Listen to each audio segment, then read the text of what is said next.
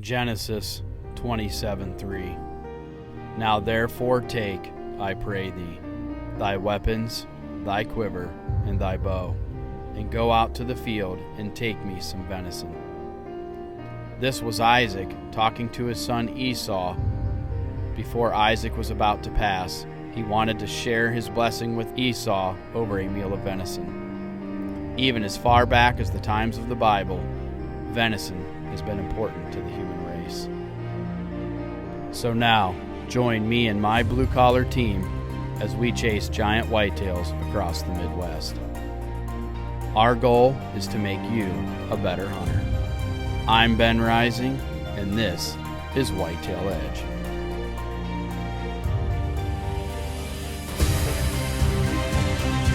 Thank you, God, Jesus Christ. This amazing dream. Yeah, baby. I'm about to go lay my hands on probably the biggest buck I've ever shot. I just spoke to the sheriff. Yep, he's going down, sis. It's a beautiful buck. I couldn't be more happy to take him back home to Indiana. There he is. Oh my gosh. I just smoked a giant on a Black Widow mock scrape, baby.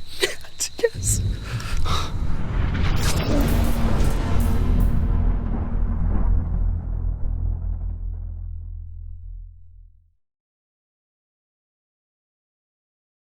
Hi, I'm Ben Rising. Welcome to Whitetail Edge. This week you're going to be following along with me as I'm in Kansas. And I'm kind of hoping for a repeat of the year before when I killed on the first day.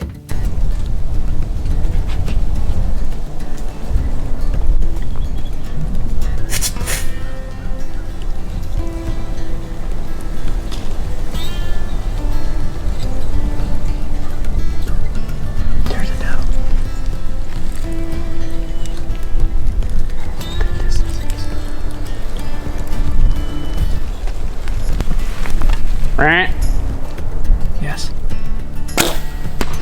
Oh, I smoked him, dude! Oh my gosh! Unfortunately, as you'll see, that did not happen. But what's so awesome is that we actually went to the same spot because we had the same wind, the same situation, same time of year as the year before. And I was hunting the downwind side of this thicket where I made the long shot on that buck right there the year before. And I was telling Kyle, I was like, could you imagine if we killed on the very first morning again out of the same tree stand, the same setup, and you know what? Lo and behold, it almost happened. Getting ready to walk back in here. And I found the same tree that I killed in last year. The wind's perfect for it. We just got in, the tree's already trimmed out, so I don't come to Kansas in the summer and do prep work. It's just so far away. Just can't get the time to do all of them, so I just come here and I go at it when I get here. So I know this tree's already trimmed. We got the right wind for it. The cows are out of here now. They're not in this spot. It's a good thicket that deer always hold up in, and so maybe, it's almost November here, so maybe we'll get a buck, moving around looking for a doe here, cruising. We might try some calling this morning, but we're gonna get after it. We need to get in there.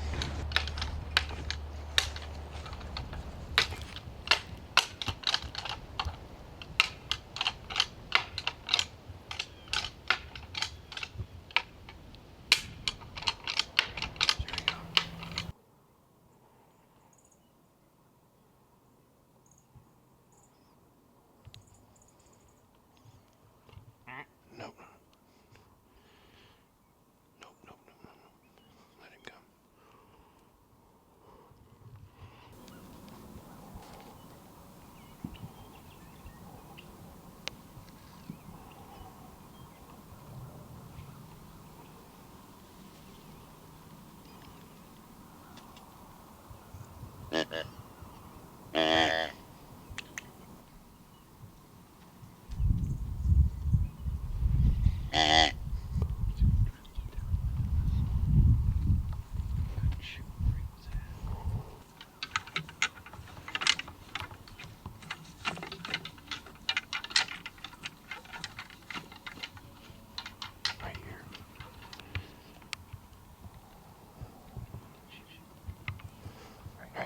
he got me. Nope. I don't got him.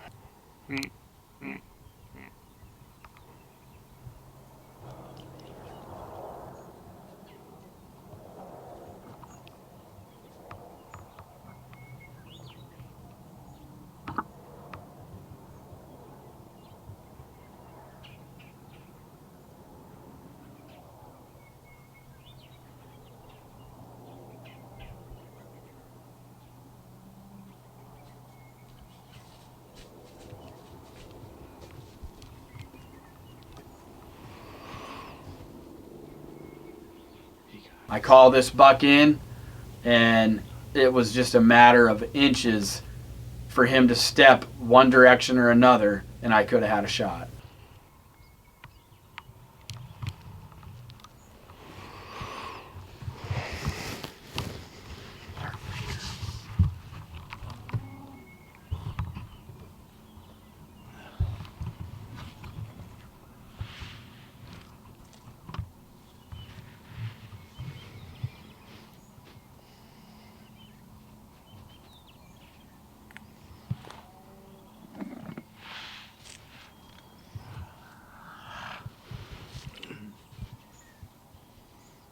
Should have took that shot, but it was a little too corner too, and I didn't want to take that shot.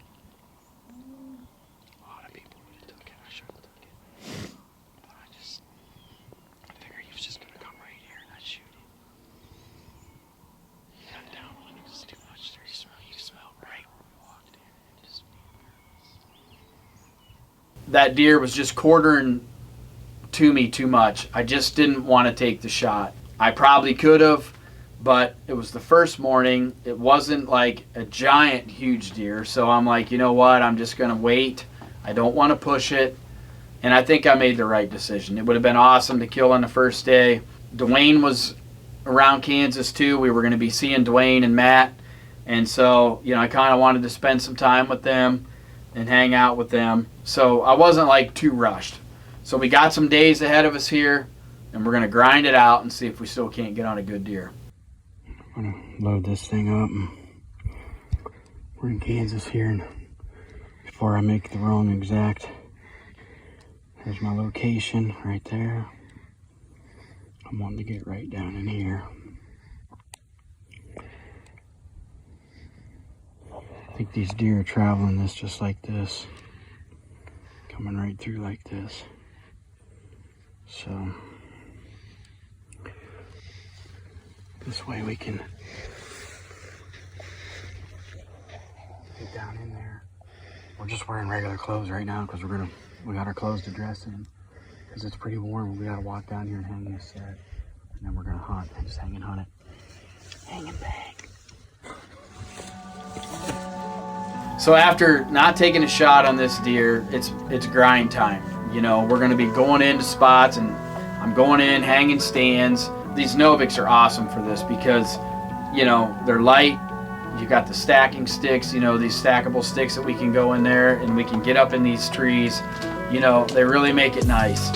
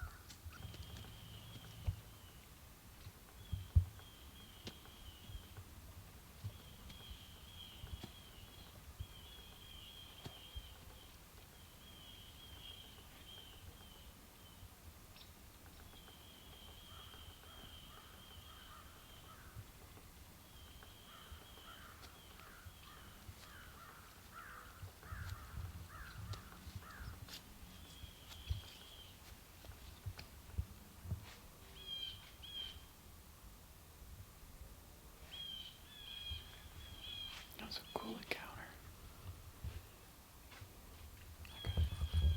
Kyle could have almost kicked him at the base at one point.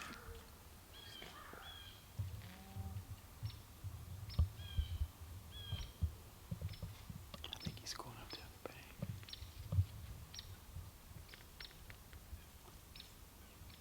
I should have just shot it.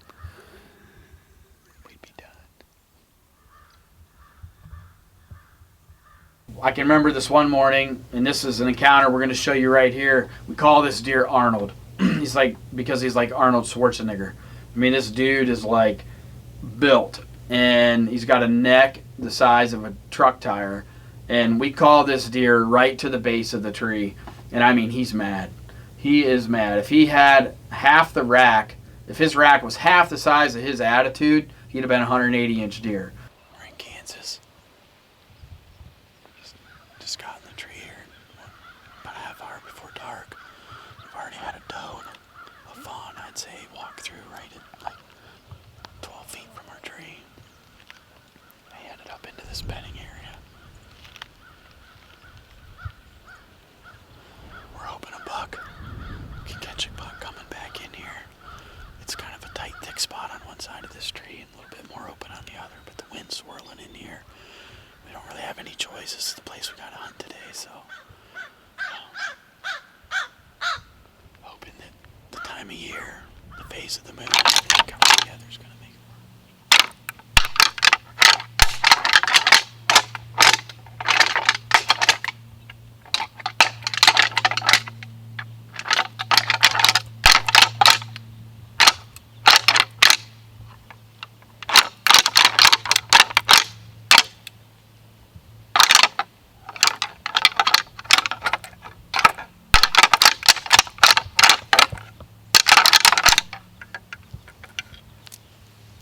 Give that a shot, see what happens.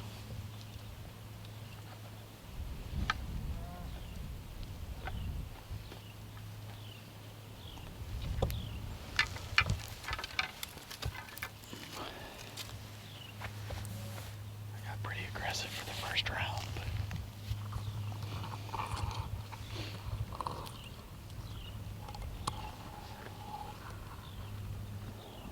I know there's a couple big mature deer in this property, so maybe one of more spot. Right over here.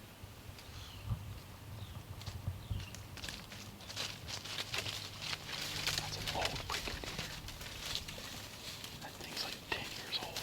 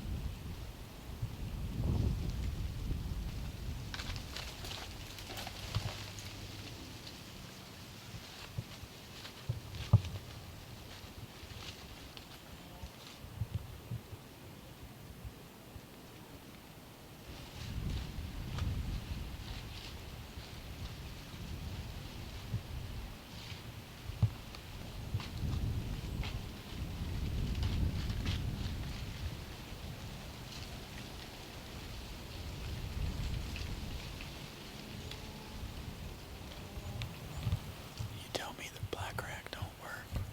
That's proof right there.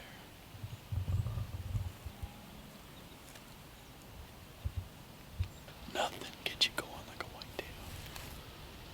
When they're in the right mood, they're the funnest animal in the world to hunt. I think they're the funnest to hunt all the time anyways, but I know elk hunting's fun, but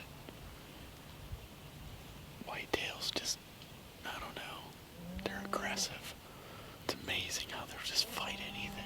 As you can see, that deer is awesome. I mean, I should have shot that deer just because of his age. I bet that deer is 8 years old. You know, I didn't go to Kansas to shoot that deer.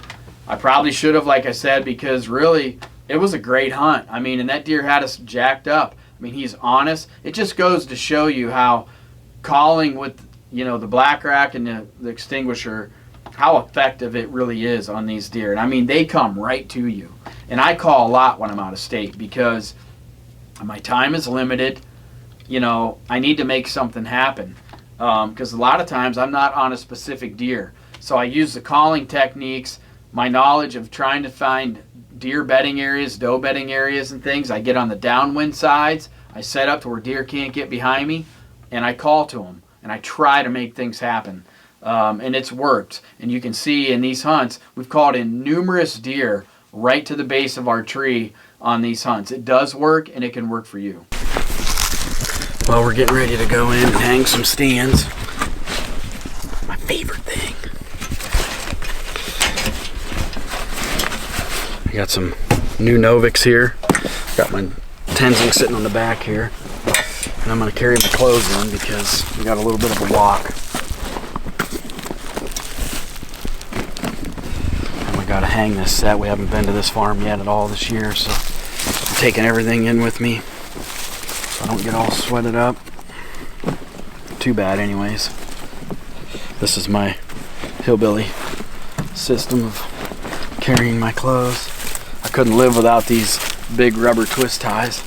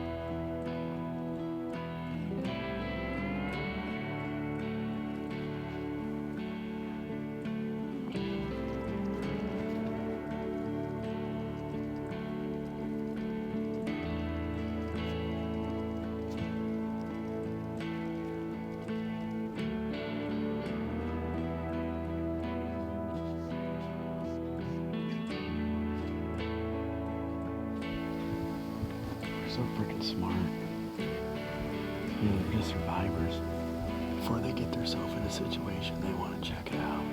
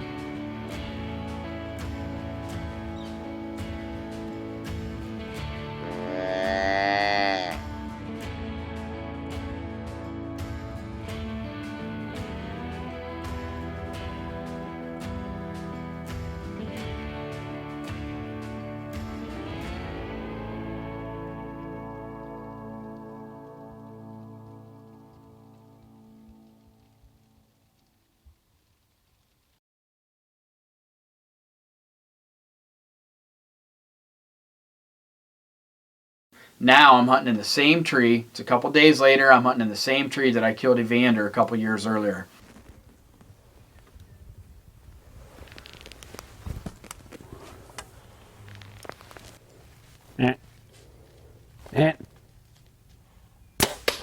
Yes! Yes, baby! Oh my gosh! Oh my gosh! I don't believe it. That is Evander. So you can see right there, Evander's working this scrape.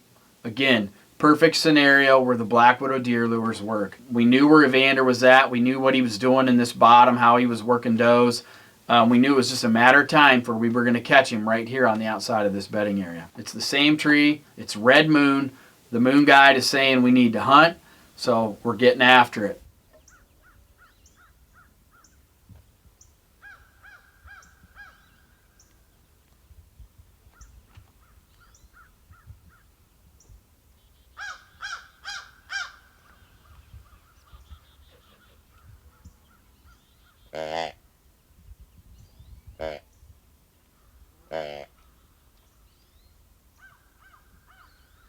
And we had a buck, actually a buck encounter. I tried calling to that deer, but he did not want to come in. He kind of had that, like, man, I'm a little bit nervous. And I kind of wondered right there. I was like, you know what? There might be a bigger deer in here right now at this moment. So I'm going to back off. I'm going to quit calling to him, and let's just see what happens.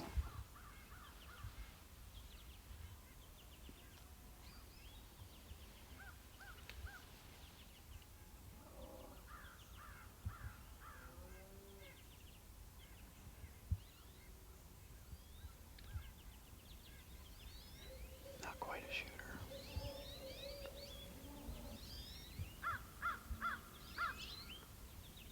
This is the same stand I killed Evander in last 2 years ago.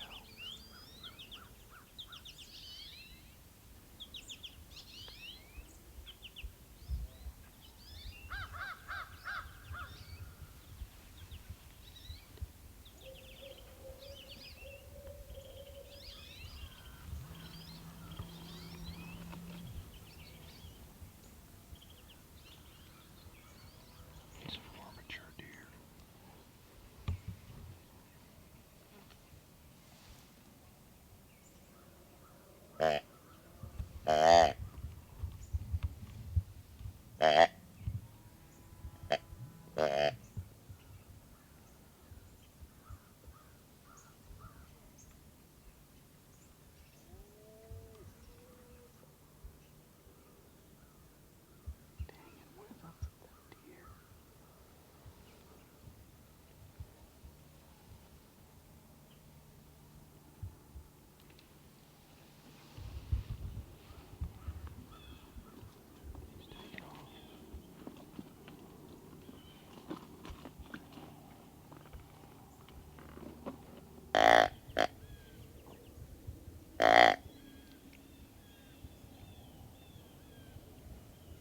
This deer's trying to circle his way out there, get downwind of us.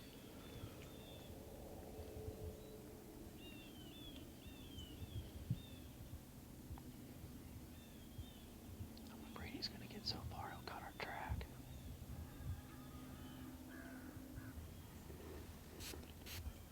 Another one of our tactics is using the Black Widow. I use the Black Widow doe ear, like the matriarch or something. And I don't necessarily use this as an attractant when I'm in a tree stand. I use this as like a cover. I spray it into the air, especially when I got deer starting to go downwind of me.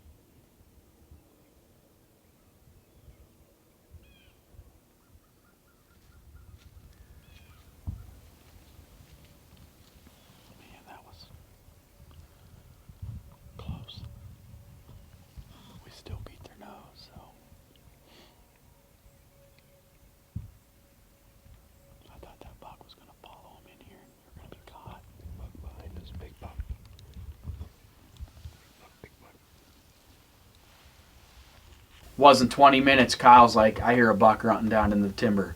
And sure enough, a doe comes bolting out into the opening, and he said, there's a big buck right there, big buck. He's pushing that doe around.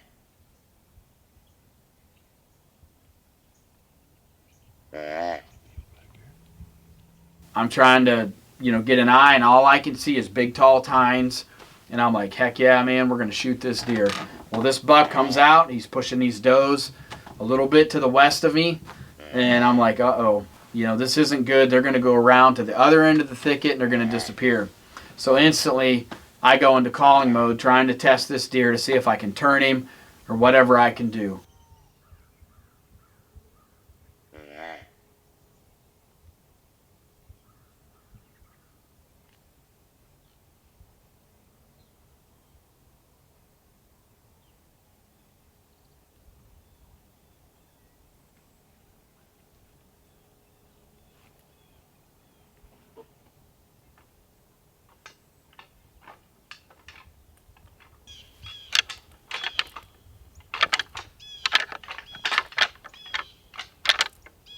Once I started tickling those antlers with the Black Rack, and I grunted a couple times more, bam. He drops off them does, and he is coming on a string right to us.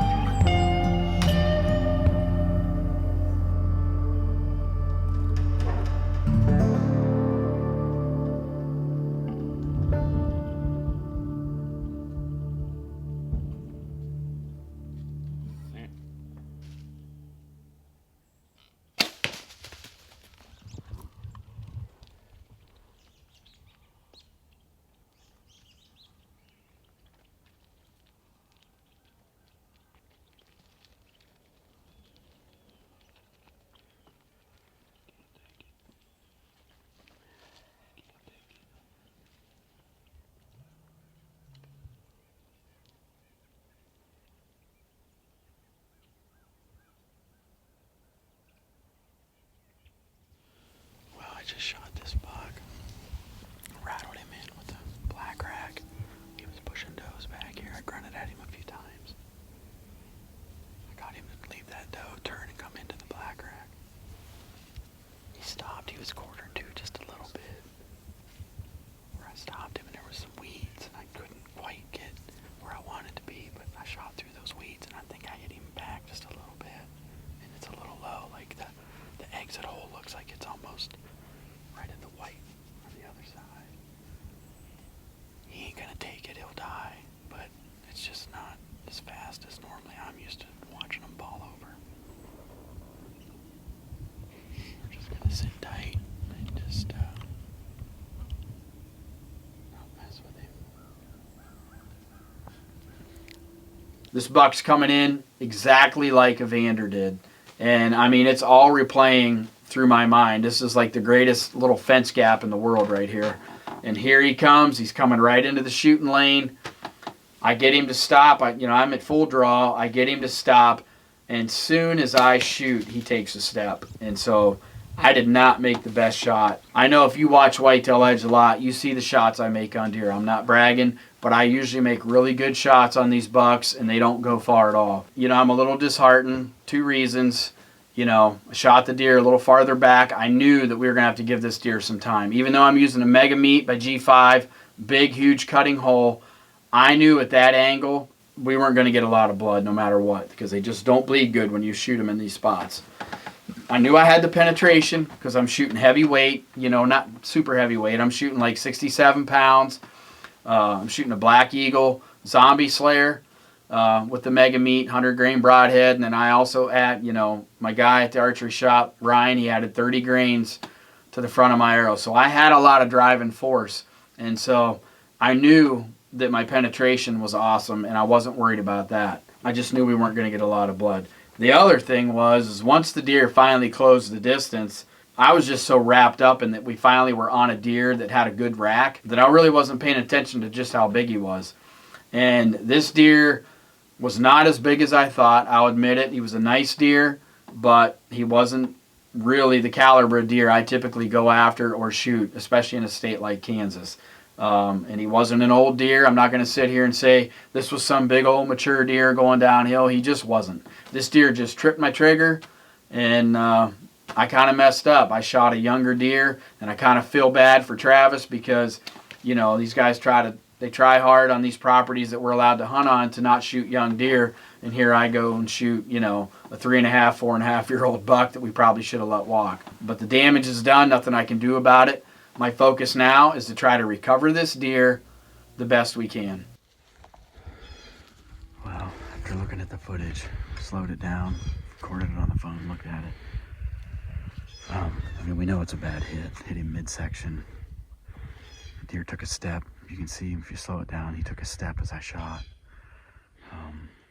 I'm still not happy with myself, but it is what it is. So now you do your part as a bow hunter.